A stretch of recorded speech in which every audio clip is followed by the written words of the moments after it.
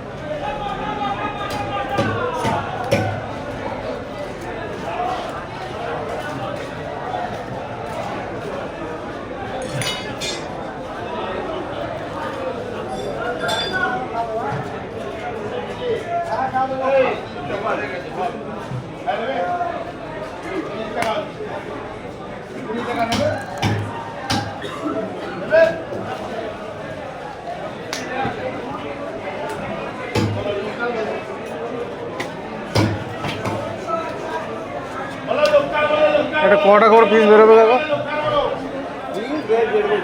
আচ্ছা